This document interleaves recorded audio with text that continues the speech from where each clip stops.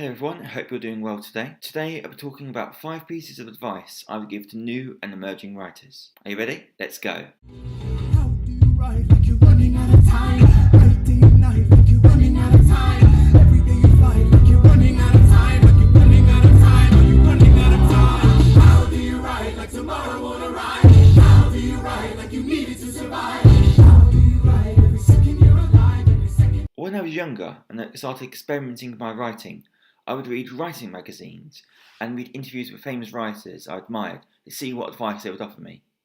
And the holy trinity of writers for me, and it mostly still is admittedly, is J.K. Rowling, Stephen King and Neil Gaiman. Those are my top 3. They are the holy trinity. I noticed that the holy trinity giving the same advice over and over again. This advice was echoed everywhere by writers around the globe. And I started listening to the advice and my writing started to develop. And here are my top 5 pieces of advice I would give to new and emerging writers to help them start on their writing career. Number 1, read widely and regularly. If you want to be a writer, then you need to be a reader. There's no loophole, there's no workaround for this. It's a fact. You have to read and read everything you can get your hands on. Now, I'll admit I struggled with this, and I still do struggle with this. When I was starting off, I'd very rarely stray out my comfort zone. And I do regret that now. Even if you're reading a book that isn't something you particularly like or enjoy, you can still learn from it. You can learn what you do like, what you don't like, and most importantly, why you don't like it.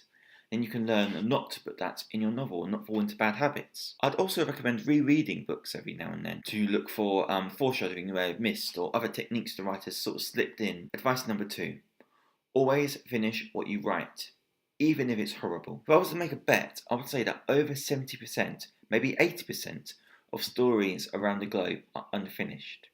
And for me, that is such a shame. If you start writing something, you might as well finish it. Now, yes, what you're writing may be awful. That doesn't matter. I'm going to tell you 3 reasons why that doesn't matter. 1, it's good discipline to finish what you start. When you go on to bigger projects, so a movie script or a novel or what have you, when you come back to your first idea and the first, let's say, short story or whatever it was you were writing, and then you finished it, you got more to work from. It's good discipline. It stops you giving up halfway through bigger projects. Reason number 2, when you finish this draft, you can store it away and return to it with fresh eyes later on. Maybe years down the line, maybe months, maybe days, but fresh eyes are essential. And number 3, it is allowed to be awful. All first drafts are allowed to be awful. If you go on my Twitter feed, that is my pinned tweet, I think. First drafts are allowed to suck. Which brings me to point number 3. Your writing will suck. At first. It's inevitable. When you first start writing, at the beginning of your journey as a writer, you will be awful. And that's okay. That's perfectly natural.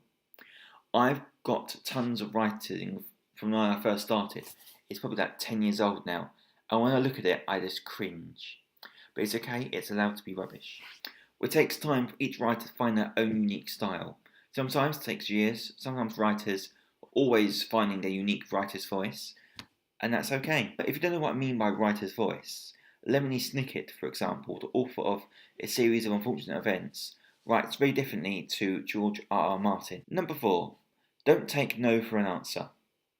I do not mean when you get a rejection slip, write back to the publisher and demand they publish your story. That's rude and unprofessional. Do not do that. What I mean is, when you get a rejection slip, look at any feedback you've been given, apply that feedback, and then submit the story again somewhere else. And keep submitting and keep submitting and keep submitting. And finally, advice number 5. Actually do some writing.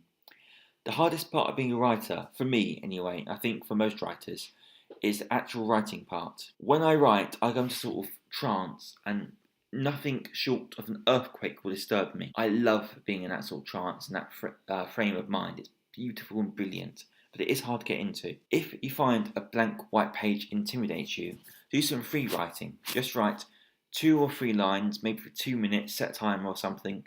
Just write absolute gobbledygook top of your page. Completely random, doesn't even have to be sentences. We did this in university and it really helps regenerate ideas. That's the word I'm going for, regenerate. It really helps regenerate ideas in your mind. If you don't have time to write, then make time. Stephen King, for example, he woke up between 3 in the morning and 5 in the morning and spent those 2 hours writing in his bathroom his early manuscripts by hand. That's dedication. Now, I'm not suggesting you do that. If you want to do it, go ahead. I'm not going to stop you. But that is like the most dedicated thing I've heard of a writer do. But whatever you do, if you don't want to do that, that's fine. But just adjust your daily schedule to make time for your writing. Turn off the Wi-Fi, ignore your phone, turn off the TV, disconnect the doorbell if you want to go really out there. Sit down and write. And that's all I've got for you today. I hope you enjoyed this little video. Next week, we're looking at part 2, which is 5 things not to say to writers. And I hope you enjoy it. I'll see you next time. Take care.